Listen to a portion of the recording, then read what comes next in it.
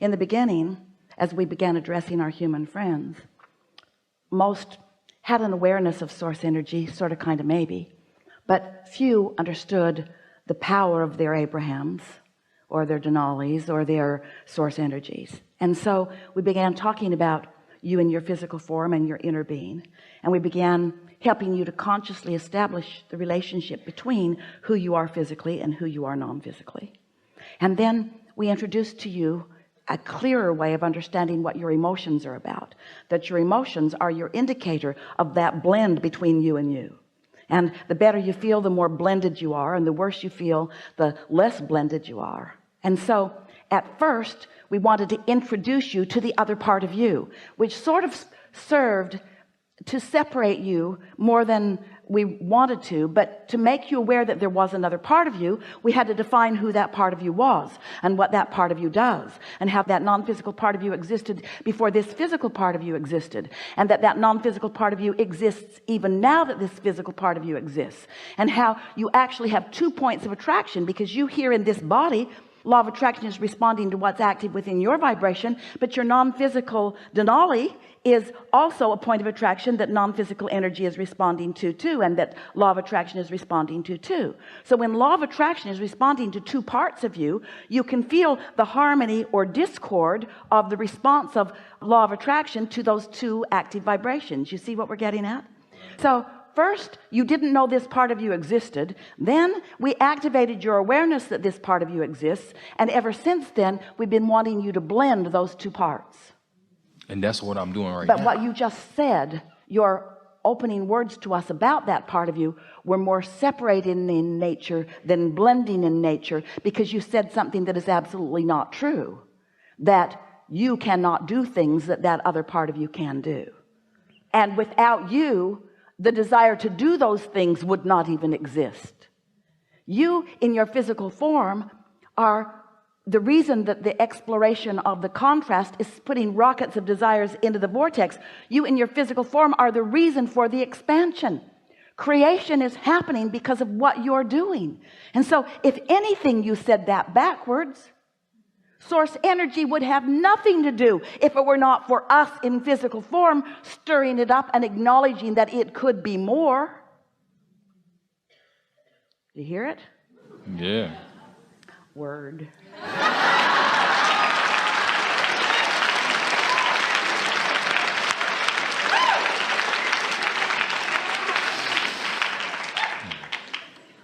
And so talk to us about this relationship.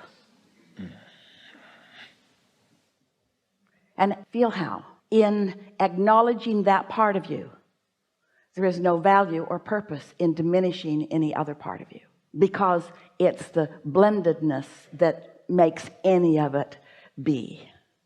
Yeah?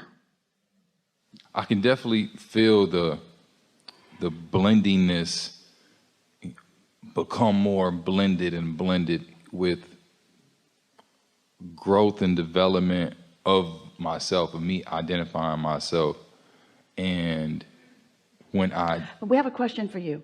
Can life cause you to ask for something, and before you let it in, can you accept that you have experienced expansion and growth, even though you are not comprehending it yet and you're not living it yet? In other words, when that step 2 has happened, then it's easy to know what else to do. And isn't the satisfaction of your life really, doesn't that come when there's something that you have vibrationally expanded to, and now you deliberately close that gap so that there's no difference between the expansion that your inner being is living as a result of your asking and what you are living as a result of your asking and allowing.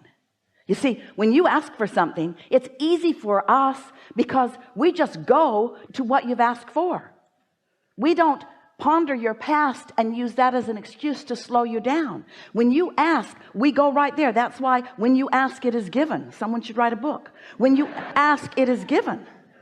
But then the lag time is all humaning. Yeah. We know you came to talk about some things, and we are enjoying how you start out with a premise that you are pretty sure of with a slight tentativeness about. We have a conversation and it shores up what you know, and then off you go again. So where are you now? I'm in the future now, right? And so, In the future? yeah, I'm in the future, right? It's like, so. The future of manifestation, but you're in the present of the situation of the energy, yes? Yes. Really think about that. In other words, when the past or the present causes you to ask for something that you don't have, it feels like it's a future creation, but it isn't, because it's already been accomplished vibrationally. And when you accept that it's already been accomplished vibrationally, so that you move right to the present too, then it comes now. It comes now. It comes right now. And that lag time that we were talking about, that blurred line between past, present, and future, it becomes irrelevant. It's just this soft, lovely flow where this deliberate, creative creature explores and expands and keeps up with what you've expanded too. Yeah.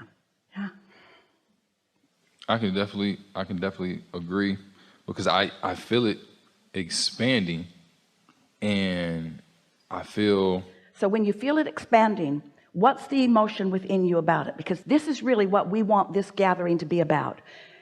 Esther has been saying out loud to herself mostly, and to anyone else who is patient enough to hear her out, I want to own my stuff.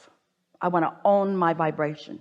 If I'm speaking from Esther, if I'm getting something from you that isn't pleasing to me, if you are disrespecting me, or if you are misunderstanding me, or if you are whatever, Esther wants to acknowledge that she's got something going on in her belief system that is active, that is calling that, because there's only attraction, there's no assertion. So if there's only attraction, then whatever she's getting from wherever she's getting it, she's attracting it. Well, it feels like it's assertion when you don't want it. It feels like it's assertion when your words say something different. But when you start acknowledging that maybe my words are saying one thing and my attraction is saying another thing. So what's going on with so many people is that they are attracting through vibration, which is always the way that it is, but they're using words that sound different. And so it's like calling it with your vibration, but trying to hold it off with your words, which gives you a feeling of frustration. But when you accept that I'm attracting all of it, when you own whatever comes, then you have control.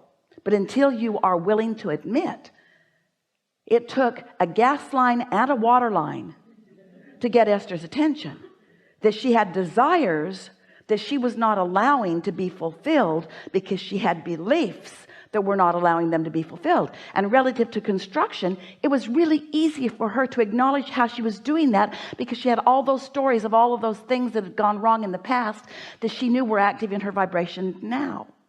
But you've got all kinds of things going on with other people in relationships, the way you feel about your mother, the way you feel about your daughter, the way you feel about whoever it is, what you have been thinking. We like this so much. What you have been thinking. Are you with us? What you have been thinking. Stay with us. What you have been thinking, you probably still are thinking. What you have been thinking, you probably still are thinking. You don't have to, but you probably still are thinking it, because the momentum of what you have been thinking makes it more likely for you to continue to think it. Well, how do you know? How do you catch yourself doing that? How do you figure out when you're thinking something that is clogging up your new desire? The pipe groans. The pipe in the attic groans. The pipe under the ground groans. The pipe within you groans. It feels like negative emotion.